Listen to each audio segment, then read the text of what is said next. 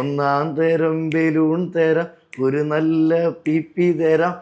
കാലഘട്ടങ്ങൾ 64 വർഷം തികയുന്നിപ്പം. ഈ നിമിഷം എന്ത് തോന്നുന്നു? സന്തോഷം തോന്നുന്നുണ്ട്, അതിശയം തോന്നുന്നുണ്ട്. കാരണം ഇങ്ങനെ ഒരു പാട്ട്, എത്രയോ പാട്ടുകൾ മലയാള സിനിമയിൽ വന്നിട്ടുണ്ട്, തീർച്ചയായിട്ടും കുഞ്ഞുങ്ങൾ അഭിനയിച്ചിട്ടുള്ളതും പാടിയിട്ടുള്ളതായിട്ട്. പക്ഷെ ഈ ഒരു പാട്ട് മാത്രം എങ്ങനെ ഇത് ഇത്രയും വൈറലായി എന്നുള്ളതൊരു വലിയ അതിശയമാണ്. അതെ. അതും ചേച്ചിക്ക് ഏറ്റവും വലിയ ഭാഗ്യം കൂടെ ഉള്ളത്, അച്ഛനും അമ്മയും മക്കളും മക്കളുടെ അടുത്ത തലമുറയും കാണാൻ സാധിച്ചില്ലേ? അതെ അതെ അതെ അതെ അതെ. എന്താണ് അതിനെപ്പറ്റി പറയാനുള്ളത്? കൊച്ചുമക്കളൊക്കെ കാണുന്നുണ്ട്, പക്ഷെ രണ്ടുപേരും അത്ര വലുതല്ല. ഒരാൾക്ക് 4 വയസ്സ്, ഒരാൾക്ക് 5 വയസ്സ്.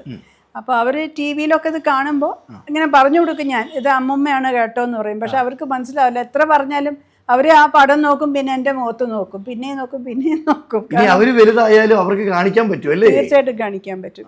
കാലകാലങ്ങളായിട്ട് അവരുടെ കുട്ടികൾക്ക് വരെ കാണിക്കാൻ പറ്റും എന്നുള്ളതൊരു സന്തോഷമാണ്.